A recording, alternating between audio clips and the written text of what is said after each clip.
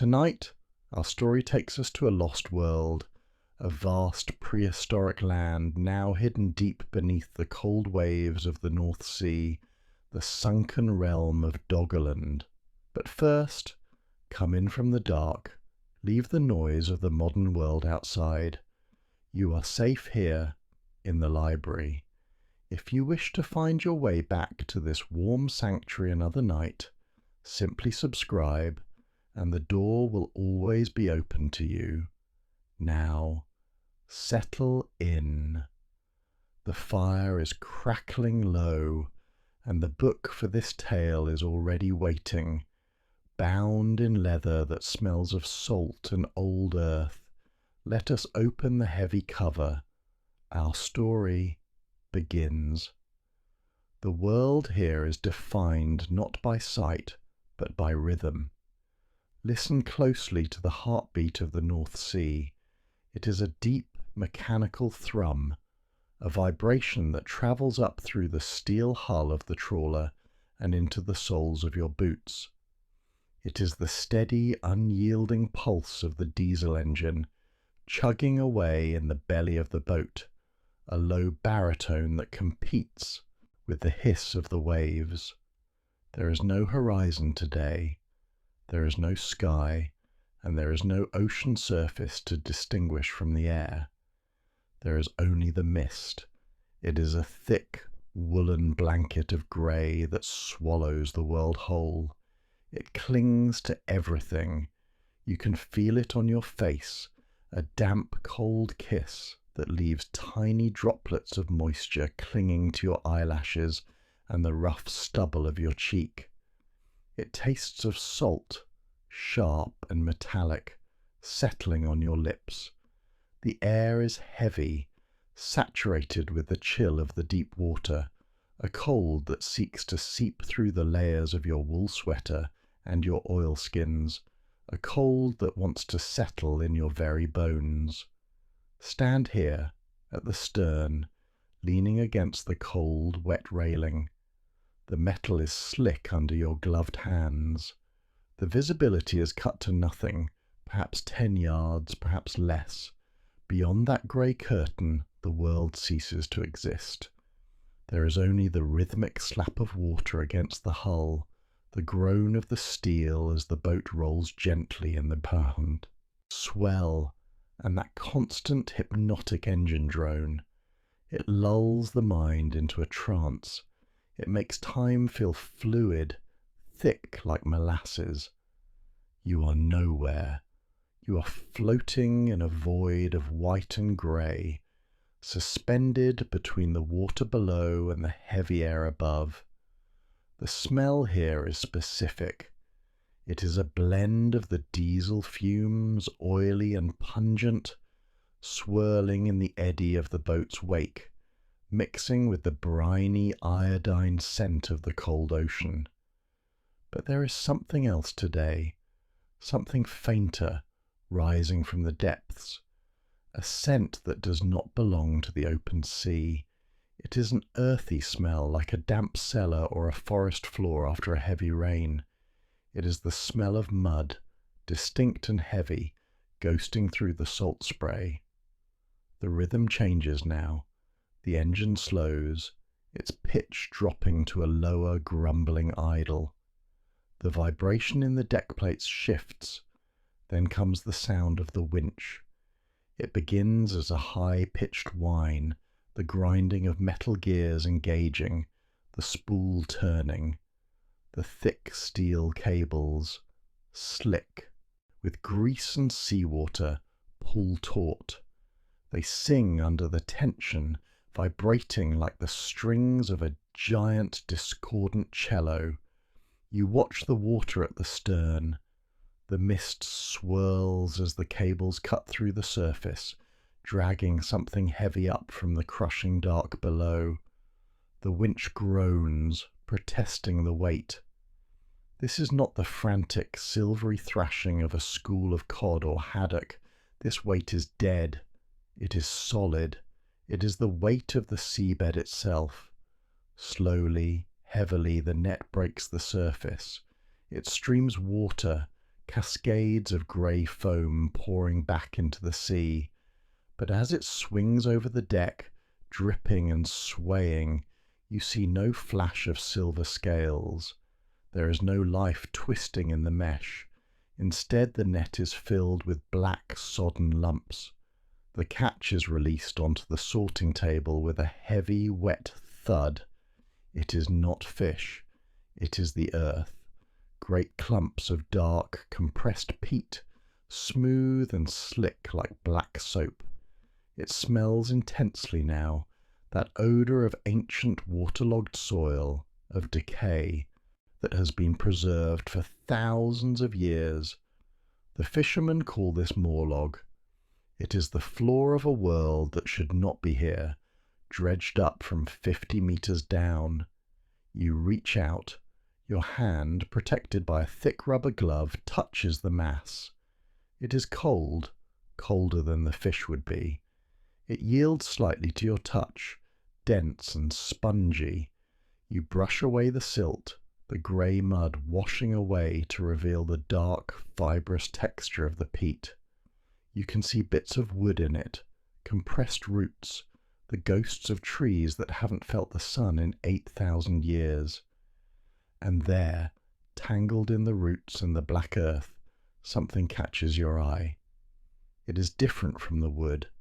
It is harder, paler. You pick it up. It is heavy for its size, smooth in some places, rough and porous in others. You wipe it clean with your thumb. It is not a stone. It is not a piece of driftwood. It is bone. It is a point carved and shaped.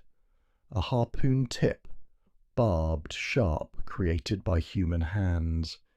It is made from antler, perhaps red deer. You can feel the intention in it. You can feel where a knife or a piece of flint scraped against this surface, shaving away the material to create a lethal point. It feels ancient in your hand, an artifact of survival. It has been sleeping in the dark, cold mud, under the crushing weight of the North Sea, waiting. Hold it. Take off your glove. Let your bare skin touch the antler. The moment your skin makes contact with the artifact, the sound of the winch fades. The throbbing of the diesel engine becomes distant, muted, as if you are hearing it through a thick wall of water. The cold, biting wind of the North Sea stops. The dampness that clung to your face evaporates. A strange warmth spreads from your fingertips, pulsing up your arm, centering in your chest. It is the warmth of a fire, the warmth of a living body. The grey mist that surrounded the boat begins to thin. It does not blow away, it simply dissolves, turning from a suffocating grey to a luminous pearl, white, and then, slowly, to gold. The rocking of the boat ceases. The floor beneath your feet is no longer the shifting steel deck of a trawler. It is solid. It is unmoving. The smell of diesel and salt is gone, replaced instantly by the scent of pine resin, of wild grasses, of wood smoke, and the rich musk scent of damp fur. Open your eyes. The mist has cleared completely. The endless grey ocean is gone. You are standing on solid ground. The sky above is a piercing, brilliant blue, vast and endless. You are looking out over a landscape that defies memory. It is a vast, rolling plain of green, stretching out to the horizon where the sea used to be. Tall grasses wave gently in a warm breeze. Herds of animals, massive and distant, move slowly across the valley floor.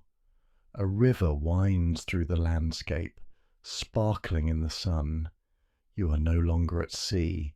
You are standing in the heart of the lost land. You are standing in Doggerland, and the harpoon in your hand is no longer a cold relic. It is warm. It is new. It is waiting to be used. To understand where you stand, you must first unlearn the map of the world as you know it. Close your eyes and let the familiar blue shapes of the Atlas dissolve in your mind. Erase the North Sea, drain the English Channel, let the waters recede, pulling back like a heavy curtain, revealing the stage for a play long forgotten. Imagine standing on the edge of what is now Norfolk, or perhaps on the white rim of Dover. In your time, looking east means looking into the void of the waves, into the grey separation of the sea. But here, in this moment, you look east and see only land. It is a bridge, a colossal, living bridge of earth and stone and green, binding the broken shards of the continent together. It is a world without islands. Britain is not a fortress surrounded by a moat. It is merely the western highland of a vast, sprawling peninsula. Denmark is not a jutting thumb of sand. It is the eastern rise of a great valley. You could walk. That is the most staggering truth of this place. You could lace up your boots in the place you call Hull, and you could walk, step by steady step, all the way to the place you call Esbjerg. You could walk from the mouth of the Thames to the mouth of the Rhine without ever wetting your ankles.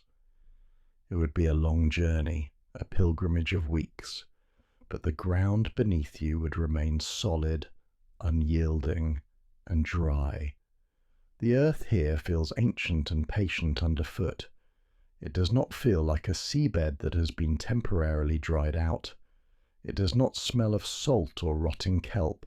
It smells of sweet, dry grass and deep, dark soil. It is a stable, permanent reality. This is the Great Plain. This is the heart of the continent, a beating green organ that pumps life between the east and the west. Look down at your feet. The ground is not bare mud. It is a tapestry woven with the infinite complexity of the tundra. The landscape is low. It hugs the earth, terrified of the sky, yet basking in it. There are no great forests here, not yet. The trees are shy, huddled things. You see the dwarf birch, the petula nana, twisting its gnarled, knee-high branches along the ground, seeking warmth in the soil rather than the air. Its bark is rough, peeling in paper-thin curls of copper and silver, cool to the touch. Kneel down. Press your hand into the carpet of the earth. It is soft, incredibly soft. It is a thick, springy mattress of sphagnum moss and lichen.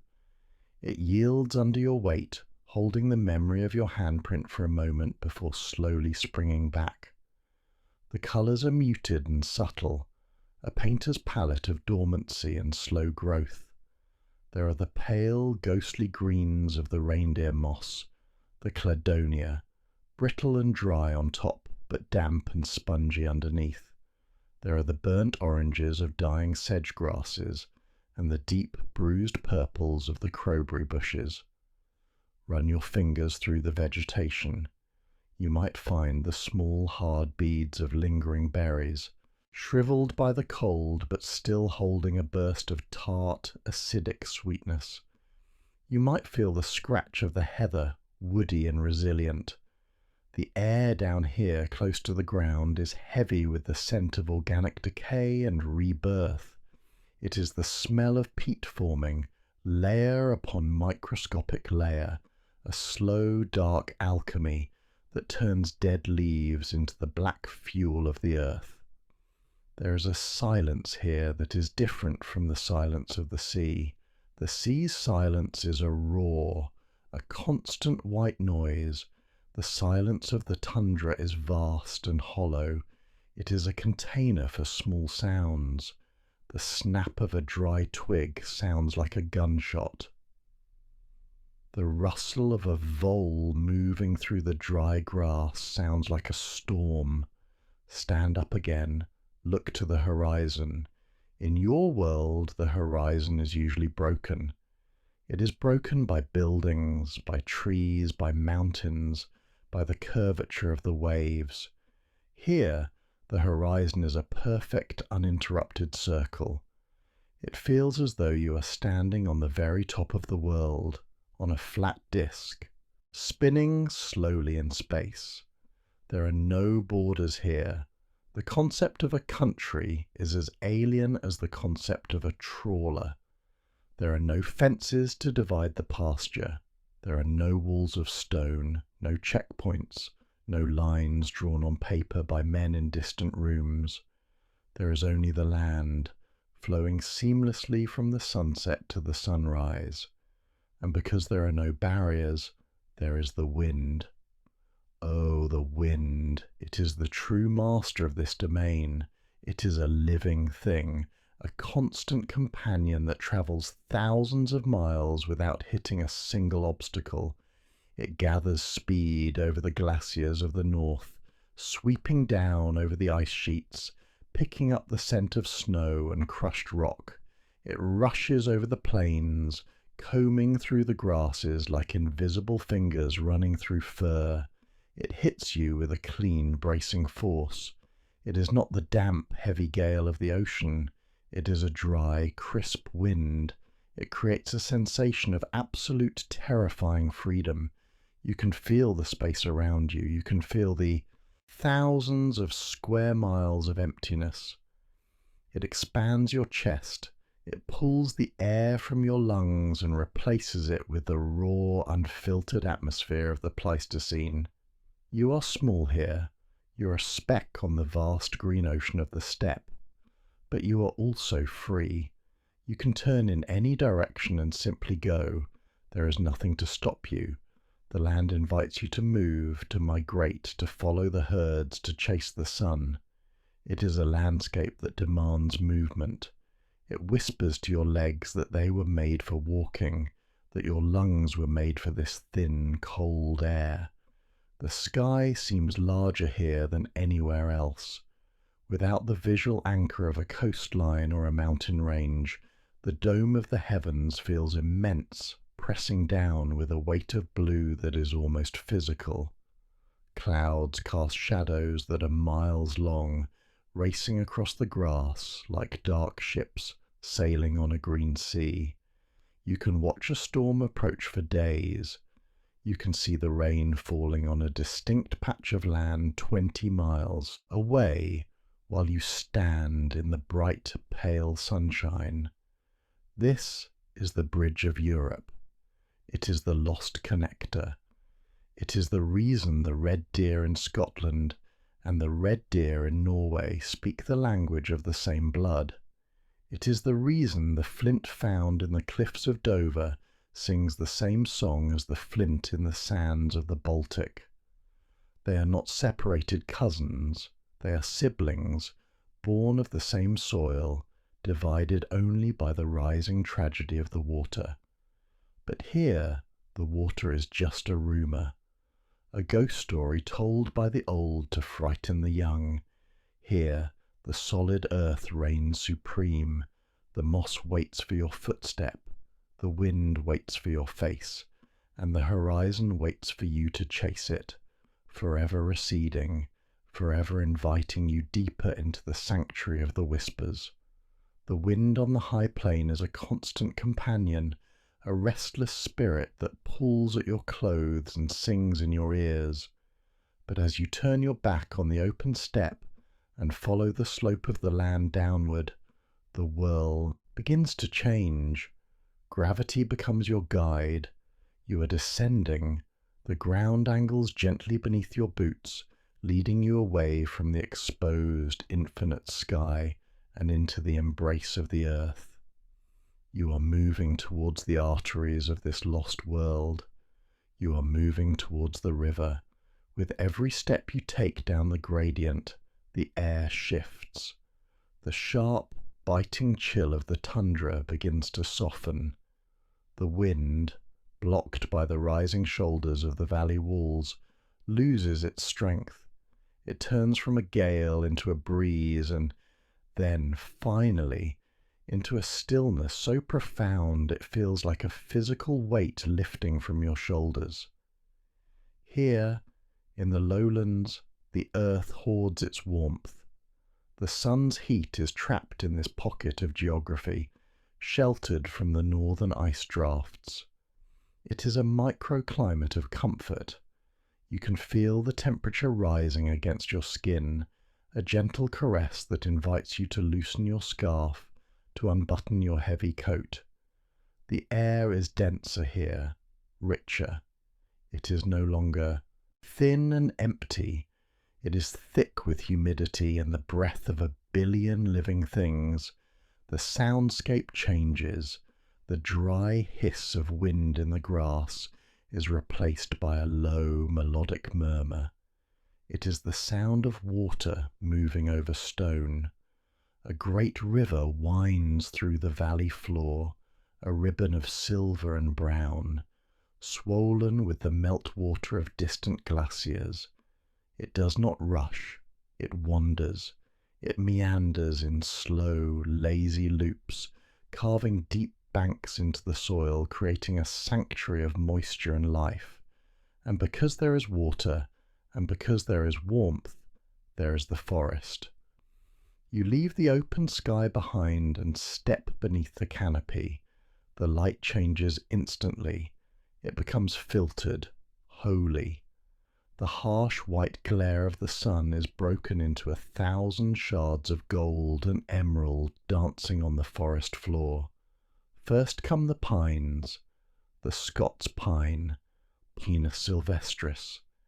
They stand like sentinels at the edge of the valley, tall and straight, their bark a flaking mosaic of rusty orange and grey. Reach out and touch the trunk of one. The bark is rough, deeply fissured, warm from the sun. It crumbles slightly under your fingertips. The ground beneath these trees is a soft, silent carpet of brown needles accumulated over centuries. Your footsteps make no sound here. The silence is absolute, cushioned by the layers of fallen time. The air is sharp and medicinal. It smells of resin, of turpentine, of sun-baked wood. It is a clean, piercing scent that opens your lungs and clears your mind. Sticky beads of amber sap cling to the trunks, trapping tiny insects in golden tombs, glowing in the shafts of sunlight that pierce the branches. As you move deeper, closer to the water, the pines give way to the heavy weights of the forest. The oaks. These are not the polite, trimmed trees of a city park. These are ancient giants, the lords of the valley. Their trunks are massive, pillars of dark, furrowed wood that would take 3 men to encircle. Their branches are not straight, they are twisted, gnarled limbs that reach out horizontally, creating a ceiling of leaves that blocks out the sky. The air here is darker, cooler, and smells of damp earth and decaying leaves. It is the smell of mushrooms pushing up through the soil, of wet moss clinging to the north side of the trunks, of life consuming death to create more life. The undergrowth is a sea of green. Ferns waist-high unfurl their fronds in the damp shade.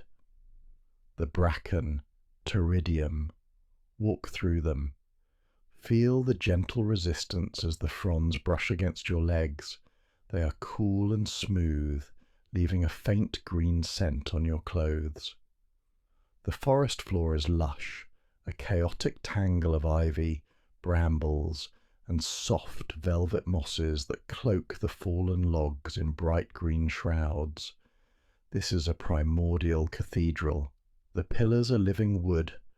The stained glass is the canopy of leaves, and the incense is the vapour rising from the damp earth. You feel held here, you feel hidden, but you are not alone. Stand perfectly still, lean against the rough bark of an oak and control your breathing. Let your heartbeat slow until it matches the slow pulse of the forest. Listen. At first you hear only the river, but then other sounds emerge from the tapestry of silence. The snap of a dry twig, the rustle of a fern being pushed aside, the soft, rhythmic thud of hooves on soft soil. Through the gaps in the trees you see them, a herd of red deer moving like shadows through the dappled light. They are magnificent, far larger than the deer of your time. The stag at the front is a king. His antlers are a heavy, branching crown of bone, wide and majestic, velvet scraping against the lower branches. His coat is a deep, rich russet, almost red in the sun. He pauses, his wet nose twitching, tasting the air. He smells the wolf, he smells the bear, but he does not know the scent of man. He looks through you, his dark, liquid eyes reflecting the green world. He exhales, a plume of white mist drifting from his nostrils, and moves on, his hooves sinking silently into the moss. Behind them, in the open glades near the water, come the horses. The tarpan. They are not the delicate thoroughbreds of the future. They are sturdy, stocky creatures, built for survival. Their coats are the colour of mouse fur, a dun grey that blends with the tree trunks, with a dark stripe running down their spines. Their manes are stiff and upright, black brushes against the wind.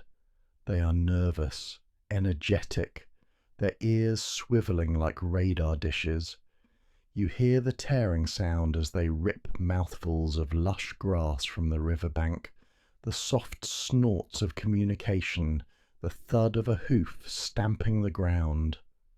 They are wild energy contained in muscle and bone. And then the forest seems to hold its breath. The birds stop singing. The squirrels freeze on the bark.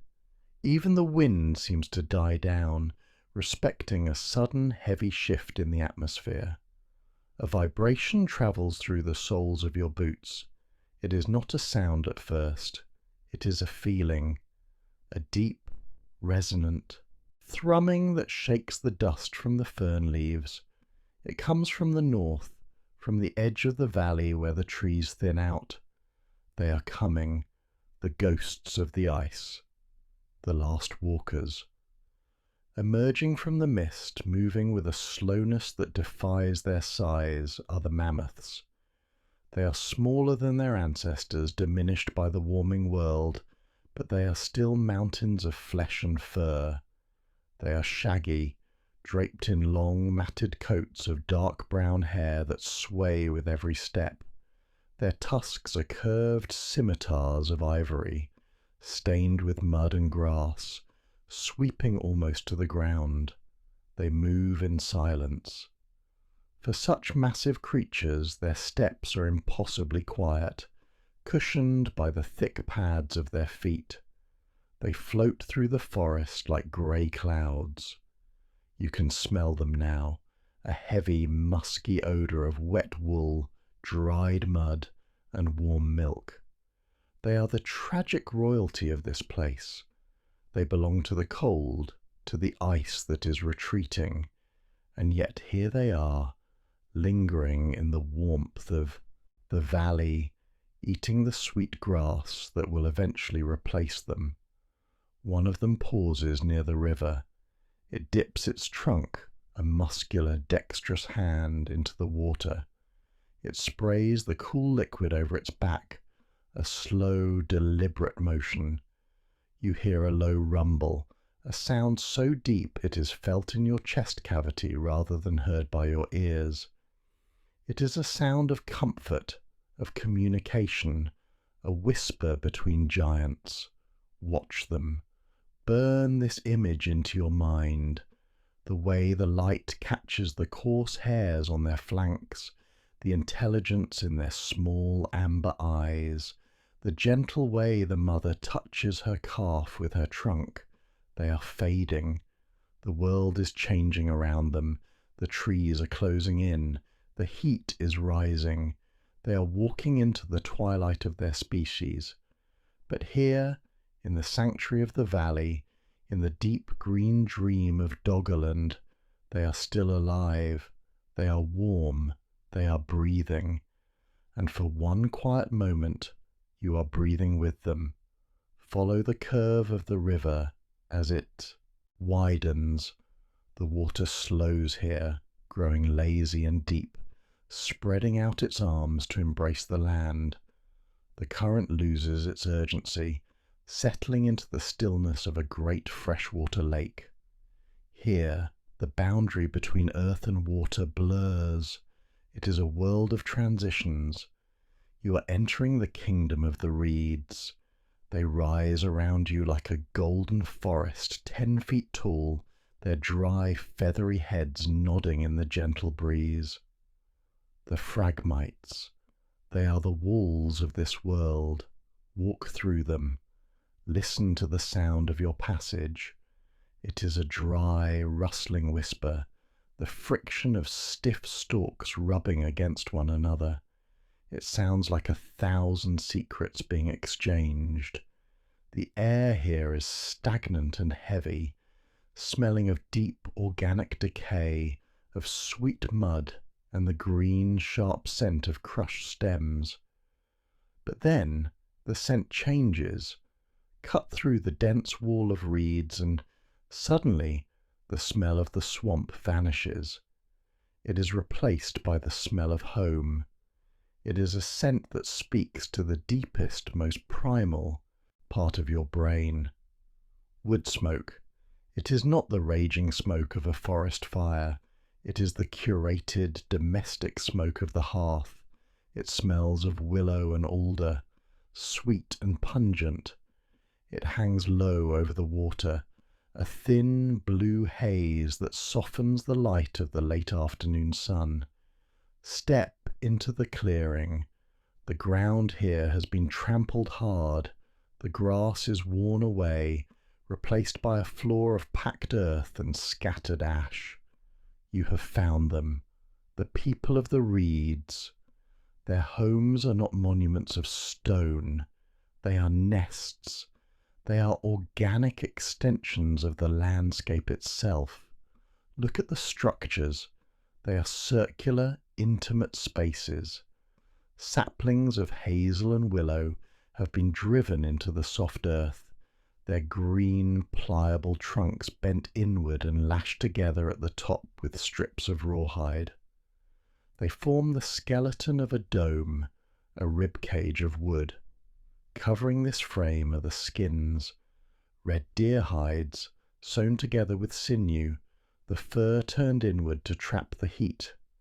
They are darkened by smoke and weather, cured to a deep, rich brown. They overlap like the scales of a great pine cone. Where the skins end, bundles of dried reeds have been thatched, creating a skirt that brushes the ground. There is a profound stillness here. It is the stillness of safety. In the center of the camp, near the water's edge, a man sits cross-legged on a mat of woven rushes. He is the maker. He is the shaper of stone. Watch him. There is no urgency in his movements, only a rhythmic, practiced precision. He holds a nodule of flint in his left hand. It is dark grey, almost black, with a rough, chalky outer rind. It is a piece of the earth's bones, cold and dormant. In his right hand he holds a hammer. It is not stone. It is the base of an antler, heavy and dense. He studies the stone. He turns it slowly, looking for the platform, the angle, the weakness. He is reading the geology of the rock. He pauses. He takes a breath. Crack. The sound is sharp. It is percussive and high-pitched, ringing out across the quiet lake. It is the sound of physics being mastered. A flake of flint flies off, spinning in the air, landing in the small pile of debris between his legs. It is razor sharp. The edge is thinner than a scalpel, sharper than steel. He strikes again. Crack, and again. Crack. It is a rhythm, a heartbeat of industry. Strike, turn, inspect, strike. The smell of the struck flint reaches you. It is a strange, acrid scent like gunpowder or ozone. It is the smell of sparks, the smell of friction burning the air. He is making a blade. He is liberating the tool from the stone. With a smaller tool now, a pressure flaker made from the tip of an antler tine, he presses against the edge. He does not strike. He pushes. Tiny chips of stone pop off with a soft click. He is serrating the edge. He is crafting a saw, a knife, a spear point. His hands are maps of his work. They are dusted with white chalk and grey powder. There are tiny white scars on his knuckles, the memories of slips, of edges that bit back. But his hands are steady. They are the hands of a surgeon and a sculptor combined. The pile of razor-sharp waste grows at his feet, a glittering mound of rejected possibilities. Turn your gaze away from the focus of the craftsman. Look towards the tree line, where the forest meets the clearing. Here, the energy is different. It is not the sharp, focused tension of the stone napper. It is a soft, communal murmur. The women and children are returning. They drift out of the woods like spirits of the undergrowth, their movements loose and relaxed. They carry the bounty of the forest. They do not carry weapons. They carry baskets. Look at the baskets. They are masterpieces of weaving, created from the very reeds that surround the camp. Spirals of dried grass, bound tight, waterproof and light. They are filled to the brim. There are hazelnuts, thousands of them. The hazel is the lifeblood of these people. The nuts are smooth and brown, rattling softly against each other in the baskets. You can smell them, a woody, earthy sweetness. Later they will be roasted on flat stones by the fire, their shells cracking open to reveal the warm, oily meat inside. The scent of roasting hazelnuts will perfume the entire camp, a smell of comfort and plenty. And there are berries, blackberries dark and swollen with juice, elderberries hanging in heavy purple clusters. The hands of the children are stained with the evidence of their work. Their fingertips are dyed a deep violet. They are laughing, a soft, bubbling sound that mixes with the rustle of the wind. There is no hunger here, not today. The lake is full of pike and eel. The forest is full of deer. The bushes are heavy with fruit. This is not a life of desperate scrambling. This is a life of abundance. Watch a child, a girl of perhaps 6 years. She wears a tunic of soft, cured leather. A necklace of pierced shells rattles at her throat, shells that came from a coast that is miles away. She sits on a log, her legs swinging. She takes a hazelnut, places it on a large flat stone and brings a smaller stone down on it. Thump! The shell shatters. She picks out the kernel and pops it into her mouth. She closes her eyes.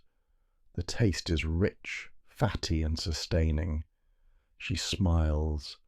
This is the peace of the everyday. There are no great battles being fought here. There are no kings issuing decrees. There is only the rhythm of the sun and the moon, the needs of the belly and the heart. The sun begins to dip below the wall of reeds. The light turns to liquid honey pouring over the camp. The smoke from the fires thickens, rising straight up into the cooling air. The shadows of the huts stretch out long and dark, touching the water. The sound of the flint napping stops. The maker puts down his tools. He wipes his hands on his leather leggings. He looks up and watches the gatherers return. He sees the baskets. He sees the stained fingers of the child. The wind dies down completely. The surface of the lake becomes a mirror, reflecting the first pale stars appearing in the violet sky. The reeds stop their whispering. The world holds its breath. You can feel the contentment radiating from this place. It is a warmth that has nothing to do with the fire. It is the warmth of a tribe that is fed, a tribe that is together, a tribe that is at home in a world that loves them. Sit here for a moment. Smell the wood smoke. Listen to the low hum of voices sharing the stories of the day. Watch the firelight dance on the faces of the people of the reeds. They do not know that their world is temporary. They do not know that the water is rising, that the sea is creeping closer with every generation. To them, this summer evening will last forever, and in this moment, under the gaze of the first stars, perhaps they are right. The sun has long since surrendered its hold on the world. The golden light that bathed the reed beds and the river valley has drained away, sinking into the earth like water into dry sand. In its place, the true sovereign of Doggerland has arrived. The night. To understand the night here, you must forget the nights of your own time. You must forget the orange glow of street lamps reflecting off clouds, the distant hum of traffic, the constant low-level buzz of electricity that permeates the air. Here, the night is absolute. It is a physical weight. It is a vast velvet dome of obsidian that descends from the heavens to rest upon the shoulders of the earth. The air has changed. The warmth of the afternoon, that gentle humidity of the river valley, has been scoured away. The air that fills your lungs now is crystalline. It is sharp, brittle, and incredibly pure. It tastes of nothing but cold. It is a cold that cleanses. When you inhale, you can feel the chill travelling down your throat, settling in your chest, a stark contrast to the blood pumping through your veins. Look up. Tilt your head back until your neck strains. The sky is not black. It is a riot of light. Without the haze of cities, without the dust of industry, the universe is unveiled in all its terrifying glory. There are not thousands of stars, there are millions. They are so dense, so packed together that they look like dust scattered across a dark floor. The Milky Way is not a faint smear. It is a roaring river of white fire, a spine of light that arches from one horizon to the other. It casts a shadow. If you look at your hand, you can see the faint, ghostly outline of your fingers cast by the light of galaxies that are spinning millions of light years away. The frost begins to form. You can hear it, if you listen closely enough. It is a microscopic sound, a tiny, tightening creak as moisture in the air freezes onto the blades of grass. The dew turns to diamonds. The world is stiffening, locking itself away until the dawn. But you are not cold. You are not lost in this freezing void. You are standing in the center of the only thing that matters. You are standing in the circle. Before you lies the hearth. It is the beating heart of the camp, the sun that does not set. It is a carefully constructed miracle. Thick logs of oak, slow burning and dense, form the base. Above them, branches of pine and birch crackle and spit, their resin boiling and exploding in tiny, cheerful pops. Watch the fire. Really watch it. It is never the same shape for more than a heartbeat. It dances. Tongues of orange and deep red lick at the air, twisting and curling like acrobats. At the base, where the heat is most intense, the flames are blue, a transparent, ghostly azure that hovers just above the white-hot coals. The heat is a physical presence. It presses against your face, your chest, your outstretched palms. It is a heavy, radiant warmth that penetrates your clothes and soaks into your skin. It makes your cheeks flush. It makes your eyes water slightly. It is a drowsy, narcotic heat. There is a profound contrast here. It is the definition of comfort. Your face is bathed in the glow, hot and dry, but your back is turned to the darkness. You can feel the cold pressing against your spine, nipping at your heels. You are suspended between two extremes. The cold tells you that the world is dangerous, indifferent, and vast. The fire tells you that you are safe, that you are known, that you are alive. The light from the fire creates a sphere of existence. Inside this circle of amber light, everything is familiar. You see the texture of the deer hide tents, the intricate weaving of the baskets, the sleeping face of a dog curled up near the ashes. Outside the circle, past the flickering edge where the light dies, there is nothing. The darkness swallows the forest, the river, and the plains. The rest of the world has ceased to exist. There is only this fire, and the people gathered around it. They are sitting on furs, on mats of woven reed, shoulders touching. The work of the day is done. The flint has been put away. The baskets are full. The stomachs are satisfied with roasted meat and hazelnuts. Now is the time for the mind to feed. The silence of the group is comfortable. It is a shared silence broken only by the settling of the logs. Crump, a shower of sparks rises into the air, swirling upwards like fireflies, spiraling higher and higher until they fade and die against the backdrop of the eternal stars. Then a voice begins. It is one of the elders. She sits wrapped in a heavy cloak of wolf fur, her face a map of deep wrinkles etched by the sun and the wind. Her eyes are closed. She does not look at the listeners. She looks inward. Her voice is not loud. She does not project. She whispers. It is a low, rhythmic murmur, a sound that seems to come from the earth beneath her rather than from her throat. It blends perfectly with the crackling of the fire and the distant sigh of the wind in the reeds. It is a voice of gravel and honey. She speaks of the first walkers. She speaks of the time when the ice was high, when the world was white. She speaks of the great stag that carries the sun between his antlers. She speaks of the river that flows underground, the river of the dead, where the ancestors wait. You do not need to understand the language to understand the story. The meaning is carried in the cadence, in the rise and fall of her tone. It is a lullaby. She tells of the hunt. Her hands move in the firelight, casting long, jumping shadows on the wall of the nearest tent.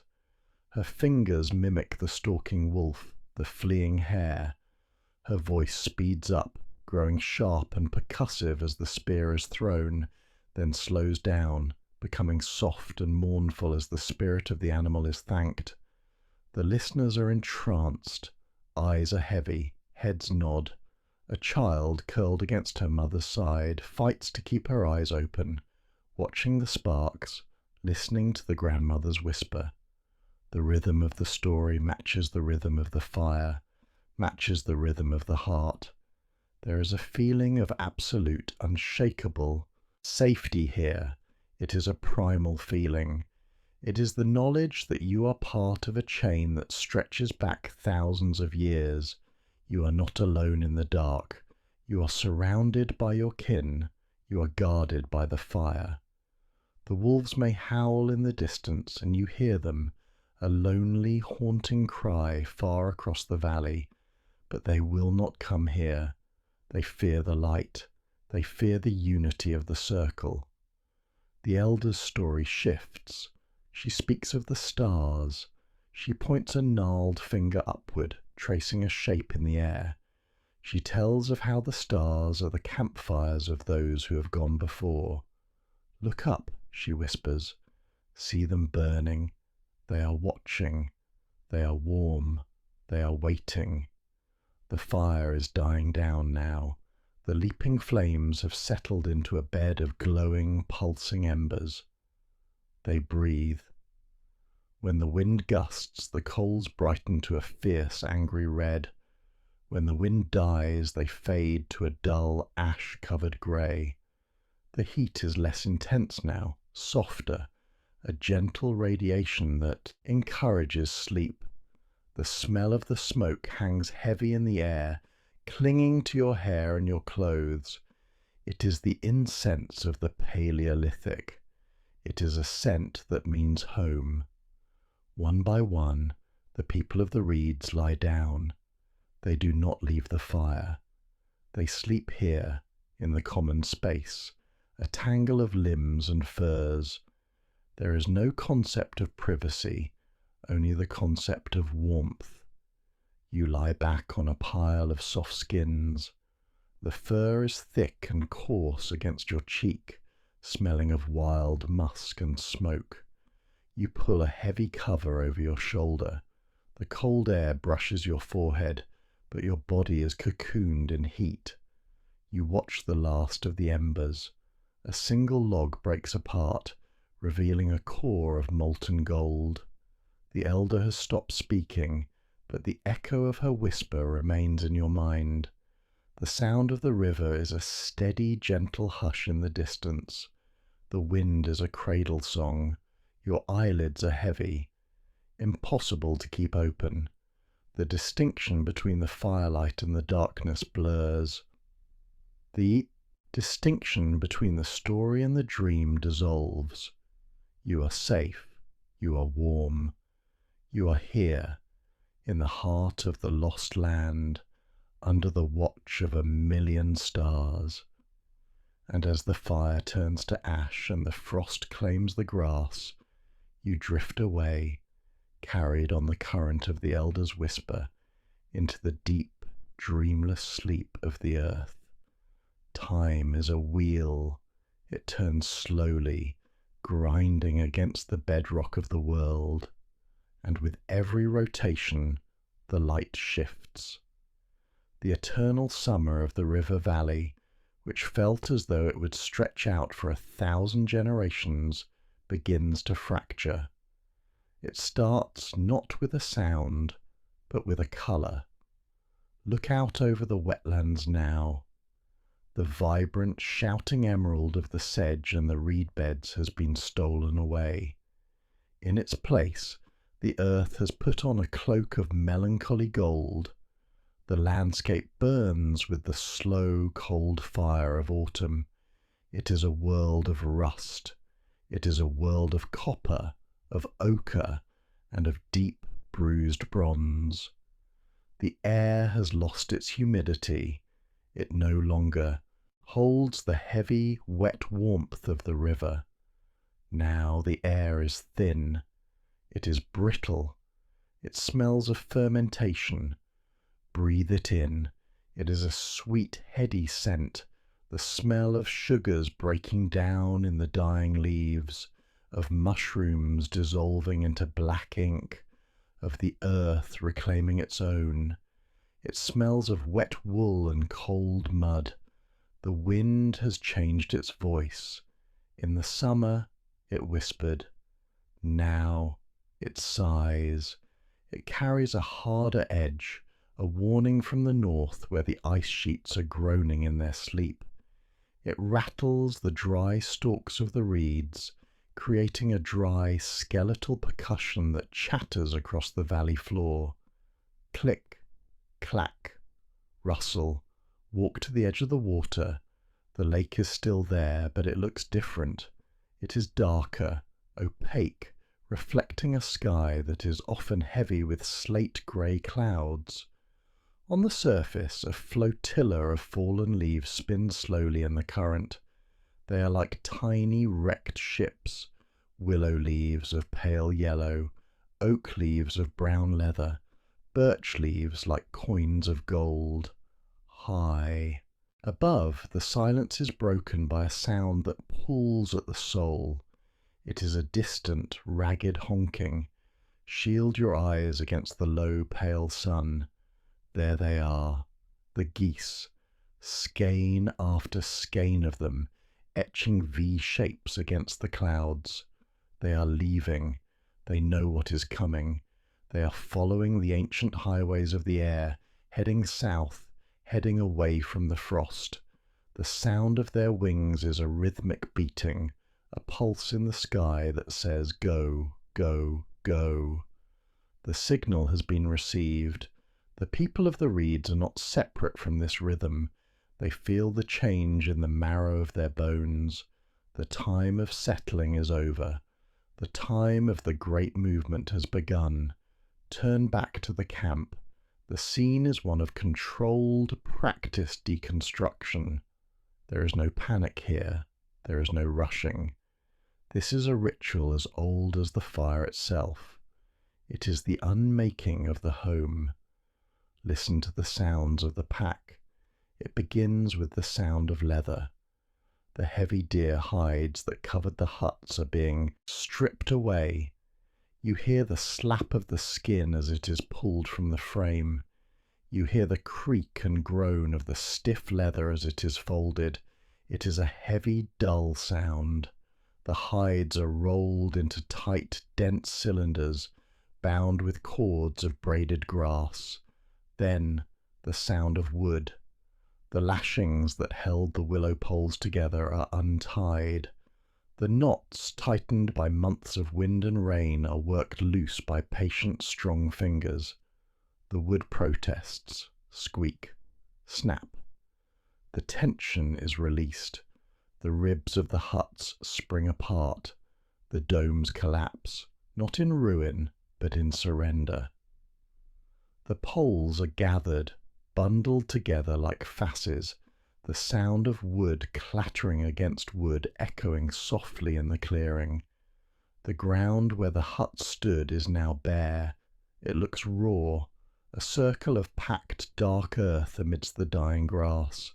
It looks vulnerable, exposed to the sky for the first time in seasons. The fire is the last thing to go. It is allowed to die down to a bed of grey ash. There is a solemnity to this. The hearth is the anchor. To leave it is to cut the cord. A woman takes a skin of water and pours it over the last few glowing embers.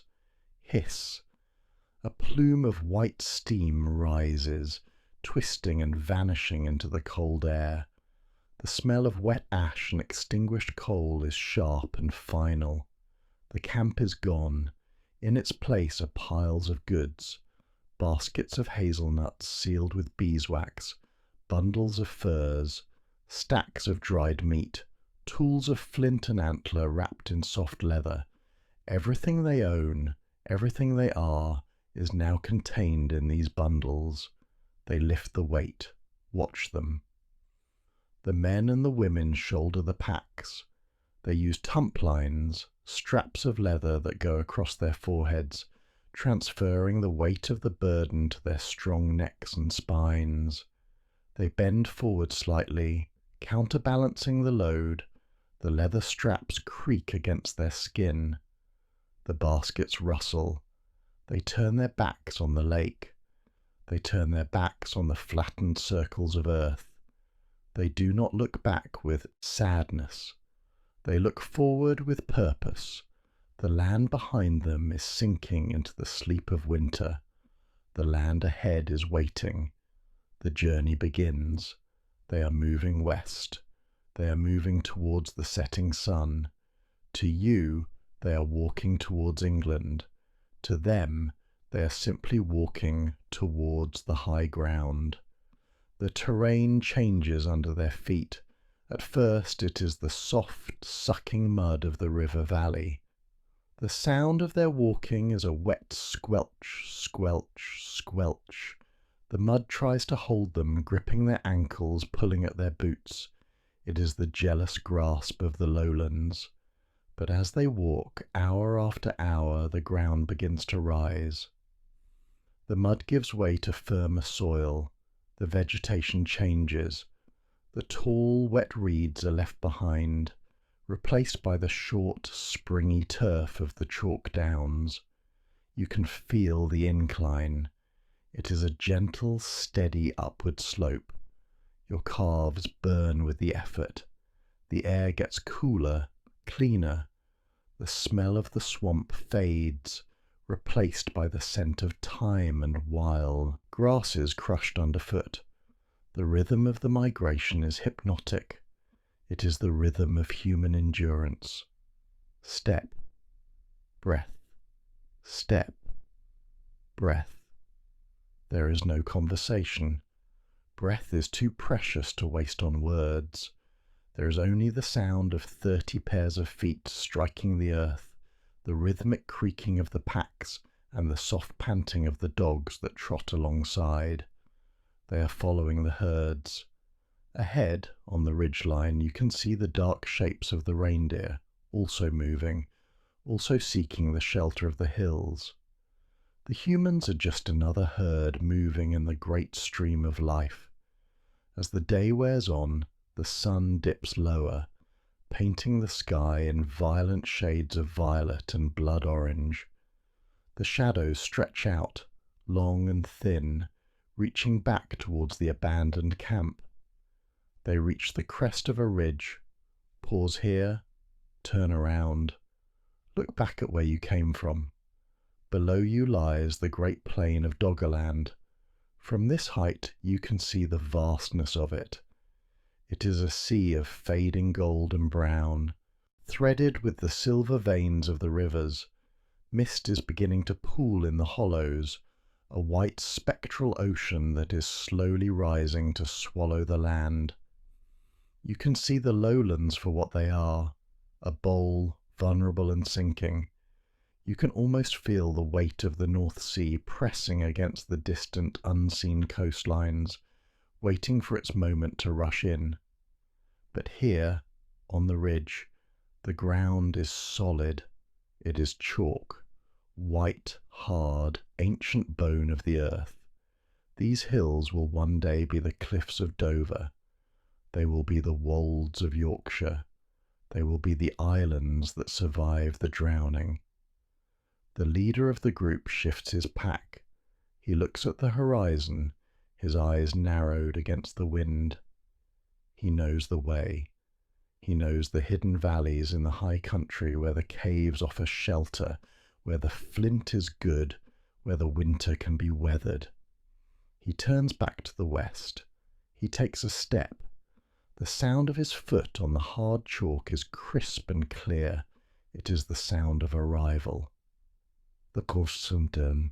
Migration continues, one step at a time, moving away from the water, moving towards the future, carrying the fire of humanity up into the hills that will one day be the edge of the world. The change does not come with a roar. It does not come with the crash of a wave or the violence of a storm. It comes with a whisper. It comes with the relentless, quiet patience of a drip. Listen to the sound of the world changing. Far away, in the white silence of the north, the great ice sheets are weeping. The sun has grown too fond of the earth. It lingers a little longer each day, its golden fingers stroking the backs of the glaciers, coaxing them into surrender.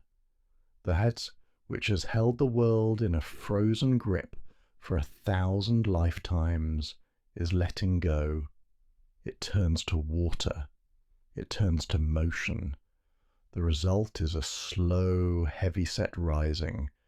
Stand by the riverbank in the valley. You have stood here before many times. But look at the water now. It is swollen. It is heavy. The river is no longer a clear, dancing ribbon that chatters over stones. It is a muscular, opaque snake, brown with silt, sliding silently through the land. The sound has deepened. The cheerful babble of the shallows is gone, replaced by a low, resonant gurgle. It is the sound of weight. The water presses against the soft clay of the banks, eating at the earth mouthful by mouthful. Clumps of soil, topped with green grass, detach silently and slip into the current, dissolving into the flow. There is no panic in this rising. The deer do not run screaming. The birds do not flee. The rise is so slow, so imperceptible from one hour to the next, that it feels less like a flood and more like the earth is simply taking a deep, slow breath. The chest of the valley is expanding, but the breathing does not stop. The exhale never comes. Walk with me to the edge of the wetlands. Here, the change is written in the landscape of memory. Do you remember the meadow? Close your eyes and summon the ghost of it. It was here, stretching out from the line of willows to the foot of the low ridge. It was a carpet of firm, dry earth. In the summers of your childhood, it was a sea of yellow buttercups and purple clover. You could run across it, your bare feet thumping against the solid ground, the dust rising in little puffs between your toes. You could lie on your back in the tall grass, hidden from the world, watching the clouds drift by, smelling the dry, sweet scent of pollen and sun-baked soil. Open your eyes. The meadow is gone. The yellow flowers have been drunk by the grey water. Where you once ran, there is now a sheet of glass. It is a mirror for the sky. The water has crept in, inch by inch, season by season, stealing the land so gently that the land hardly noticed. The tops of the tallest grasses still poke through the surface, green hairs waving feebly in the current, but their roots are drowned. There is a profound melancholy in this sight. It sits heavy in your chest, a soft, aching weight. It is not terror. You are not in danger of drowning. You can simply walk up the hill. It is the grief of loss. It is the realization that the geography of your life is not permanent. The playground of your youth has become the floor of a new lake. Look at the old willow tree, the one with the split trunk where you used to climb to watch the deer. It still stands, but it is an island now. The water laps against its bark, encircling it, isolating it. Its reflection is perfect in the still water, a dark twin reaching down into the depths. The tree looks lonely. It looks like a sentinel guarding a kingdom that has already surrendered. You toss a small pebble into the water. Plip. The sound is swallowed instantly. Ripples spread out, perfect concentric circles disturbing the reflection of the clouds. They expand over the place where you once slept in the sun. They touch the reeds where you once gathered nuts. The water has taken the history of this place and covered it in a cold, silent shroud. But the people of the reeds do not despair. They are not creatures of stone, immovable and rigid. They are creatures of the earth, adaptable and fluid. If the world changes, they change with it. They do not fight the water. They do not try to build walls of mud to hold back the inevitable tide. They know that the water always wins. Instead, they learn to float. Turn your gaze to the new settlement. It is no longer built on the solid ground that is slowly turning to sponge. It has moved. It has waded out to meet the change. Listen to the sound of adaptation. It is the sound of a heavy wooden mallet striking the top of a pile. Thud, squelch, thud, squelch. The men are driving great stakes of alder and oak deep into the soft, yielding mud of the marsh. They are building legs. They are lifting their lives up above the reach of the rising tide. Walk out onto the platform. It is a marvel of engineering born of necessity. A lattice of branches and split logs has been laid across the custard piles, woven together with the flexibility of a basket but the strength of a floor. It feels different under your feet. It is not the dead, hard impact of rock. It is a living surface. It gives slightly with your weight. It creaks a soft wooden groan that sounds like the platform is talking to you. It feels buoyant. The huts are rebuilt here, suspended over the water. The air smells different. It smells of wet timber, of drying nets, of the deep black mud that lies beneath the floorboards. Life has moved closer to the element that seeks to consume it. Kneel down on the edge of the platform. The water is right there, just a few feet below. You can see the small fish darting in the shadows of the piles. You can see the water beetles skating across the surface tension. At night, when the camp sleeps, the soundscape is transformed. You no longer hear the rustle of mice in the grass. You hear the lap of water against wood. Slap, slap, hush. It is a rhythmic, hypnotic lullaby. The water rocks the piles gently, a microscopic sway that you feel in your dreams. You are sleeping in a cradle. The fire is built on a bed of clay and stone in the center of the platform. Its reflection dances in the black water below, joining the reflection of the stars. It looks as if there are fires burning in the deep, a mirror world of warmth beneath the cold surface. The children born now will not know the meadow of yellow flowers. They will not know the dust between their toes. They will know the feel of rough wood under their feet. They will know the skill of balancing on a canoe. They will know the water not as an enemy that stole their playground, but as a neighbor that lives beneath their floorboards. This is the nature of the rising. It is a theft, yes, it takes the land, but it gives back a new way to be. It forces a new intimacy with the world.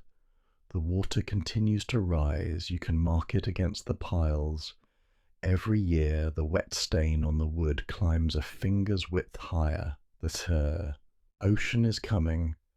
The great North Sea is knocking at the door of the valley. But for now, amidst the creaking of the platforms and the gentle lapping of the tide, there is peace. There is the resilience of those who refuse to sink, who have learned that when the ground disappears, you must build your own. The world has broken. It did not break with the cracking of stone or the splitting of wood. It broke with the silence of rising water. The great green unity of the plains, the bridge that once allowed a child to walk from the dark forests of the east to the white hills of the west, has been shattered. The land has lost its integrity. Stand on the high chalk ridge. The ground beneath your boots is familiar. It is the same white stone, the same springy turf of time and fescue. But look out at the world below. The valleys are gone, the forests where the deer once roamed, the rivers where the mammoths bathed, the smoke of the camps in the lowlands, all of it has been erased. The memory of the landscape has been submerged. In its place is a chaotic, glittering puzzle. The land has become an archipelago. What were once the tops of gentle hills are now islands. They sit like green turtles floating on a vast grey sheet of glass. The connectivity of the world is severed. To go from one hill to the next is no longer a walk, it is a voyage.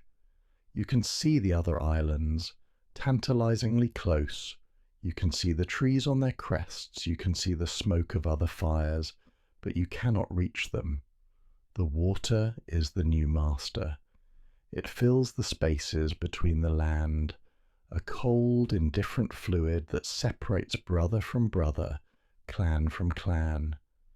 The geography of the earth has been inverted. What was once the background, the water, is now the dominant foreground. The land is merely the exception, the survivor that refuses to go under. The sound of the world has changed completely. The rustle of the wind in the grass is no longer the primary song. It has been drowned out by the chorus of the waves. It is a stereo sound coming from the north, the south, the east, the west. It surrounds you. It is a constant rhythmic hissing, the sound of the ocean chewing on the edges of the new land. Walk to the edge of the cliff. This edge did not exist before. It was a slope, a gentle descent into the valley. Now it is a precipice. Look down. Far below, the water crashes against the base of the white rock. It churns and boils, a milky turquoise foam. The ocean is carving the land, shaping it with violent patience. You can hear the boom of the waves hitting the chalk, a deep, percussive thud that travels up through the stone and vibrates in the soles of your feet. The air here is thick with salt. It is a mist that never lifts. It tastes sharp on your tongue. It crusts in your hair. It stiffens your clothes. The smell of the forest, of the pine resin and the damp earth, is gone, pushed inland by the overpowering scent of brine and seaweed. Turn your gaze to the east. This is the hardest place to look. This is where the heart breaks. Once you could look this way and see the horizon stretching out forever, a green carpet leading to the sunrise. You knew that if you walked that way you would find more forests, more rivers, more people. You knew that the world went on. Now there is a cut. It is a vast, shimmering expanse of water. The channel, it is a silver knife that has sliced the neck of the peninsula. Strain your eyes. Squint against the glare of the sun on the water. There, on the very edge of vision, you can see it. A faint grey line, a shadow on the horizon. It is the continent. It is the rest of the world. It looks like a cloud that has settled on the water. It looks ghostly, unreal. It is the land that you can no longer touch. The people over there are walking on the same earth, breathing the same air, but they are gone. They might as well be on the moon. The distance is absolute. It is not measured in miles. It is measured in the impossibility of crossing. The currents in that channel are fierce, ripping through the gap between the lands with the force of a bursting dam. No dugout canoe, no raft of reeds could survive it. You are witnessing the divorce of the lands. You are watching the physical moment where here becomes separate from there. A sense of profound finality settles over you. It is a heavy, cold feeling in the stomach. The path is closed. The great migration is over. There is no more moving on. You are here. You are stuck. The realization brings a sudden, sharp pang of isolation. The vastness of the steppe, the freedom to roam endlessly, is a memory. The world has shrunk. It has boundaries now. It has edges that drop off into the abyss of the sea. Turn away from the grey line of the continent. Turn your back on the lost world. Look inward at the land that remains. This is the birth of the islander. It is a shift in the soul. You are no longer a wanderer of the open plains.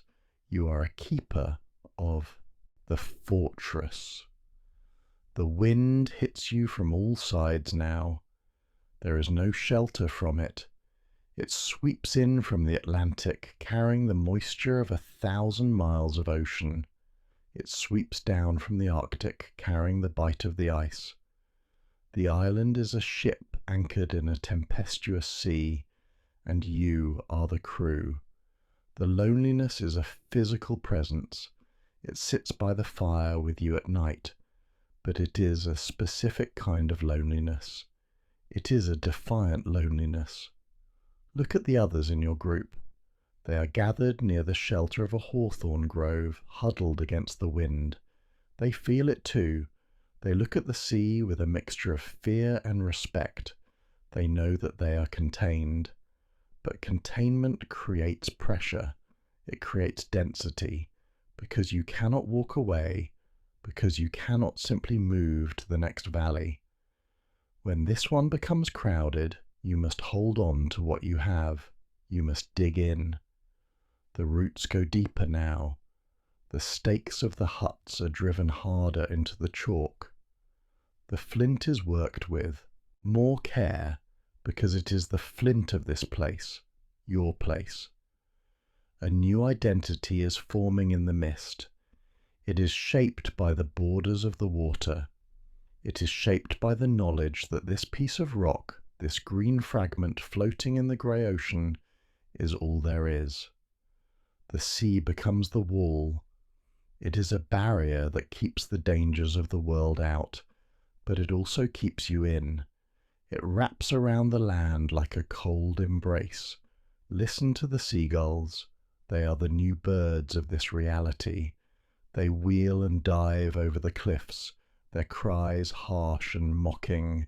Care-ah, care-ah. They are the spirits of the separation. They belong to the wind and the water, belonging nowhere and everywhere. They float effortlessly over the gap that you can never cross. The sun begins to set. It drops into the western ocean, painting the water in blood and gold. The sky is a bruised purple. The fire is lit. It is a small, bright spark in the immense twilight. Sit close to it. Feel the heat against your shins. The darkness. Beyond the firelight is absolute. But tonight, the darkness has a sound. It is the roar of the surf. It is a constant reminder of where you are. You are alone. You are cut off. The bridge is broken. The water has won. But as you look around the circle of faces illuminated by the flickering orange light, you see something else. You see a hardening. You see a resolve. The continent is a memory. The island is the reality. And so, surrounded by the cold, singing waves under the vast, indifferent sky, the story changes. It is no longer the story of the journey. It is the story of the home. It is the story of the rock that stands against the tide. It is the beginning of the history of the solitary land. The whispers of the ancestors who walked the great plain fade away, lost in the wind. New whispers begin, whispers of the sea, whispers of the cliff, whispers of the island. It begins in the dark. It begins in the cold, crushing pressure of the deep north, where the sunlight has never touched. Far beyond the horizon of the people of the reeds, far beyond the white cliffs of the new islands, the edge of the continental shelf is waiting. It has been waiting for 10,000 years. It is a cliff of sediment, a mountain range of loose mud and unstable rock, piled high on the shoulder of the world. It is heavy. It is tired. Listen. Can you hear the earth holding its breath? Something shifts. A tiny grain of sand slips. A pocket of gas, trapped since the dawn of time, expands. A structural weakness in the clay finally gives way. The sound is not audible to the human ear. It is too deep. It is a frequency of the stone itself. It is a groan, a low tectonic moan that travels through the bedrock under the skin of the ocean floor. 3,000 cubic kilometers of the seabed collapse. It is a landslide of unimaginable scale. The earth is falling into the abyss. It slides, it tumbles, it rushes down the continental slope at the speed of a galloping horse. The impact is an earthquake, but it is not a shaking of the ground. It is a displacement of the world. The water recoils, the ocean is punched from below. A column of energy, massive and kinetic, shoots upward, lifting the entire surface of the Norwegian Sea towards the sky. The energy must go somewhere. It turns outward. It becomes a ring. It becomes a wall. It becomes the Storegga. The shockwave travels through the water. It is a pulse of pure power. It races south faster than the wind, faster than any bird. It passes beneath the hulls of floating logs, lifting them gently and setting them down, leaving no sign of the monster moving beneath. But as it approaches the shallow waters of Doggerland, the monster begins to stand up. The friction of the seabed slows the bottom of the wave, but the top continues to rush forward. The energy is compressed. The water begins to pile up. It grows. It sucks the ocean into itself. Stand on the shore of the low marshlands. It is a grey, quiet morning. The air is still. Suddenly, the silence is broken by a strange, sucking sound. It is the sound of the world inhaling. Look at the water. It is vanishing. The tide is retreating, but not with the gentle rhythm of the moon. It is running away. It is fleeing. The seabed is laid bare. Mudflats that have not seen the air in centuries are suddenly exposed, glistening and black. Fish are left flapping on the wet sand, gasping in the sudden atmosphere. Old tree stumps, drowned long ago, emerge like rotted teeth. The birds go silent. The air pressure drops. The smell of the exposed seabed, of rot, of sulphur, of ancient decay, hits you like a physical blow. Then, on the northern horizon, the sky changes colour. It turns dark. A long, bruising line of indigo stretches across the entire width of the world. It looks like a storm front, low and heavy, but it is not a cloud. It is solid. It is water. It does not crash like a breaking wave on a beach. It does not foam and spray. It arrives as a flood. It arrives as a rising plain of water that simply lifts the ocean and carries it over the land. It hits the coast with the weight of a mountain. The impact is a deafening roar, a sound that obliterates all other sounds. It is the sound of millions of tons of water tearing the earth apart. There are no people here to scream. They have gone to the hills, or they are already gone. The camps are empty. Watch the water enter the settlement. It flows over the reed beds, flattening them instantly. The golden stalks are not broken. They are pressed flat against the mud, combed in a single direction by the force of the current. The water is dark, thick with sand and silt. It is a slurry of destruction. It reaches the abandoned huts, the structures of willow and hide which stood against the wind and the rain for years, dissolve in seconds. The water does not knock them over. It lifts them up and tears them apart. You hear the crack of the wooden poles snapping like dry twigs. The leather hides are ripped from their lashings, swirling away like dark leaves in a gutter. The woven baskets, filled with the last of the season's nuts, are crushed. The hazelnuts spill out, bobbing for a moment on the violent surface before being swallowed by the foam. The water keeps coming. It does not stop at the shore. It pushes inland. It swallows the marshes. It swallows the forests. It rushes through the oak trees, stripping the bark from their trunks, snapping branches that are thick as a man's waist. The trees groan and shudder, their roots ripping free from the sodden earth, toppling into the flood to become battering rams. It is a chaotic, churning grinder. Mud, wood, stone, and water mix in a violent vortex. It climbs the hills. It chases the memory of the land up the slopes. It fills the valleys where the deer used to graze. It turns the high ground into islands, and the islands into reefs, and the reefs into nothing. And then it reaches the last sanctuary. High on a ridge, there is a single fire burning. It was left behind, a final act of hope, a signal to the gods that people were here.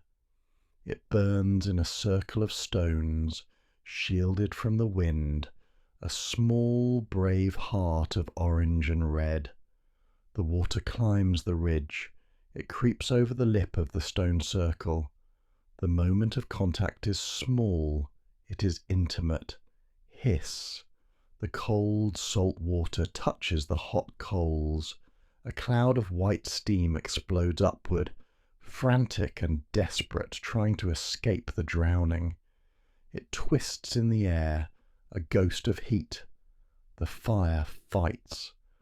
The flames leap up, turning blue and violet, consuming the oxygen. But the ocean is infinite.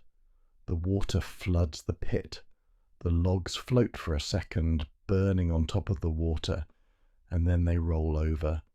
The embers are quenched. The orange glow is smothered by the grey sludge. The smoke is trapped. Bubbles of gas rise to the surface and pop, releasing the smell of wet ash. And then there is only the water. The roar of the tsunami begins to fade. The energy has been spent.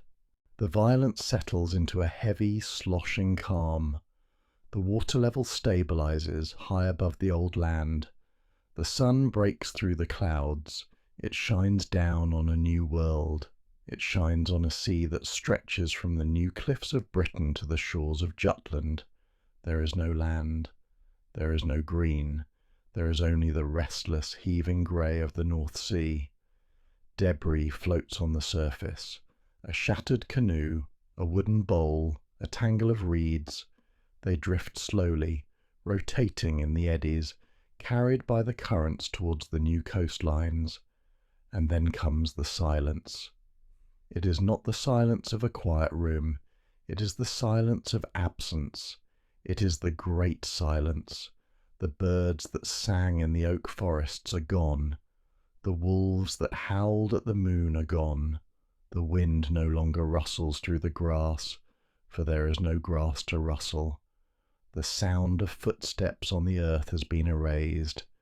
The sound of the flint knapper is gone. The sound of the mother singing to her child is gone. There is only the sound of water lapping against water. Slap, wash, hush. It is a heavy, blanketed silence. It covers the history of thousands of years. It seals the memories of the mammoth steppe under 10 fathoms of cold salt water. The library is closed. The book has been dropped into the deep. Below the surface, in the dark and the cold, the peatlands settle. The roots of the trees drink the salt and die. The footprints in the mud are filled with silt. The hearths are buried. Doggerland is dead. The sanctuary is drowned. But the silence is not empty. It is full of secrets.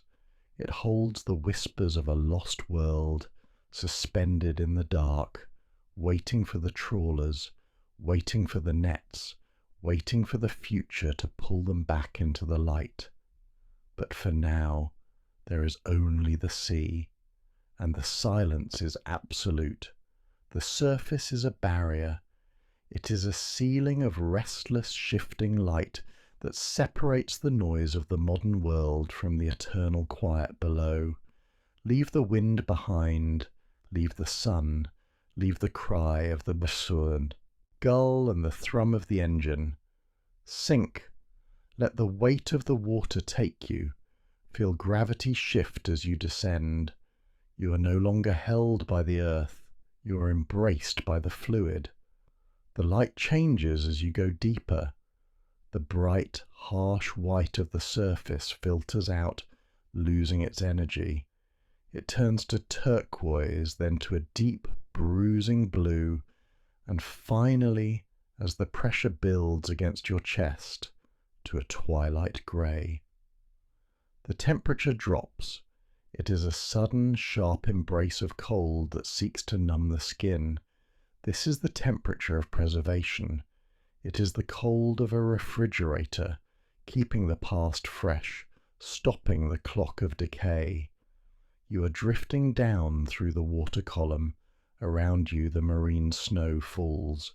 It is a ceaseless, slow-motion blizzard of organic particles, white flakes of detritus, the remains of plankton, the dust of the ocean, spiraling endlessly into the dark.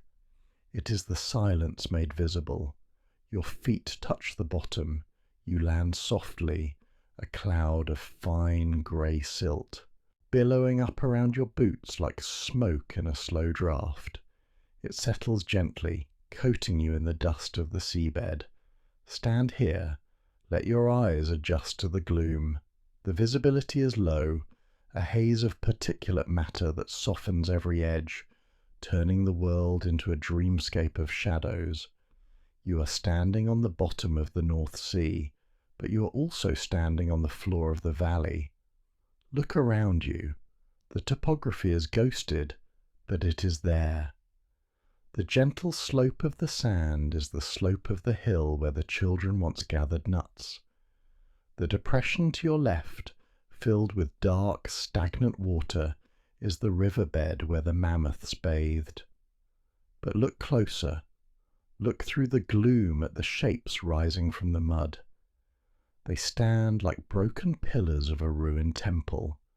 They are not stone, they are wood. You are standing in the underwater forest. These are the stumps of the oaks. These are the remains of the pines. They have been here for 8,000 years, drowned in salt, crushed by pressure, buried in silt. But they have not vanished. The peat, that black anaerobic blanket of the earth, has held them. It has pickled them. Reach out, move your hand through the cold, heavy water, touch the stump of an oak tree. It feels slick, coated in a film of algae and sea life. But beneath the slime the wood is solid. It is hard. You can feel the texture of the bark, the ridges and furrows that were formed by the sun and the rain of a lost epoch. You can feel the strength of the tree. It is a haunting sight, a forest with no branches, no leaves, no birds. Just these silent, dark trunks, standing in rows, marking the boundary of a woodland that no longer breathes air. Life is here, but it is the wrong kind of life. A crab, orange and spiky, scuttles across the top of the stump. It pauses, its antennae twitching, claiming this ancient monument as a hunting ground. A shoal of cod, their bodies silver ghosts in the darkness, weaves between the trunks. They swim through the hair. Space where the deer once walked. They breathe the water that drowned the world. The floor of the forest is not covered in moss. It is covered in slab-like formations of compressed peat. It is black, dense and rubbery. It looks like slabs of dark chocolate or black soap. Kneel down, run your gloved fingers over the peat. Embedded in this black clay are the secrets. You can see the white, ghostly lines of roots. You can see the compressed layers of leaves, pressed flat like the pages of a closed book. This is the garden. It is the preserved garden. It is a landscape of suspended animation. The rot that should have claimed these trees was halted by the lack of oxygen. The worms that should have eaten the wood were drowned. The fire that should have burned the camp was quenched. Everything is still here. Drift forward. Move with the slow, dreamlike quality of a diver. Here, a little deeper in the silt, lies a shape that is not natural. It is an antler, a shed antler of a red deer, dropped in the grass on a spring morning thousands of years ago. Now it is a piece of the reef. Barnacles cluster on its tines. A small anemone blooms on the main beam, waving its delicate, poisonous tentacles in the current. The antler is not just a bone, it is a bridge. It connects the warm, breathing animal of the past to the cold, silent ocean of the present.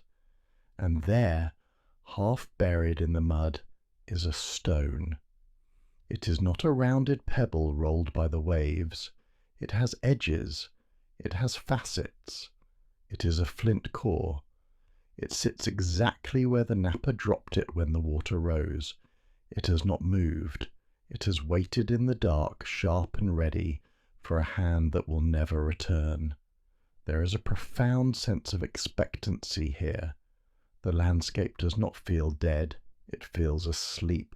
It feels like a house where the owners have just stepped out for a moment and the door has locked behind them. The currents shift. The water moves the sand, covering and uncovering the history. A storm on the surface, 50 meters above, sends a pulse of energy down here, stirring the bottom. The silt swirls. For a moment the landscape is obscured, but when the sand settles, the forest is still there. This is the truth of Doggerland. It was never destroyed. It was archived. It was taken from the realm of the living, from the realm of wind and fire, and placed in the vault of the deep. It was wrapped in the cold, wet dark to save it from the erosion of time. On land the wind wears down the mountains. The rain dissolves the soil. The plough of the farmer destroys the ancient camps. The cities of the future bury the past under concrete. But here nothing changes. The silence protects it. You are floating in the subconscious of Europe. This place, this drowned plain, is the dream we all share. It is the memory of the golden age, the time of the garden, the time before the borders, before the walls, before the separation. We carry the map of this place in our DNA. We feel the phantom limb of the land. Bridge every time we look at the horizon and feel a longing we cannot name. The water is not the enemy. The water is the librarian. It holds the book shut, keeping the pages from turning to dust. Look up one last time. Far above you can see a faint wavering light. It is the sun trying to penetrate the depth. It is weak and pale, like a distant star. You are in the sanctuary. You are in the place of whispers. The stumps of the trees stand guard. The peat holds the footprints of the children. The flint holds the spark of the fire. It is all still here, waiting. Listen. Can you hear it? Not with your ears, but with your blood. The slow, rhythmic thrum of the ocean, the heartbeat of the world. It says, I remember. It says, I'm keeping it safe. It says, sleep. Drift among the shadows of the trees. Let the current rock you. You are part of the garden now. You are part of the silence. The library of whispers is open, and you have read the final page. The story does not end. It simply sinks back into the dark to wait for the next tide. And slowly the waters rise one last time, and the ancient land fades into the quiet history of the sea, we gently close the heavy book, smoothing the cover.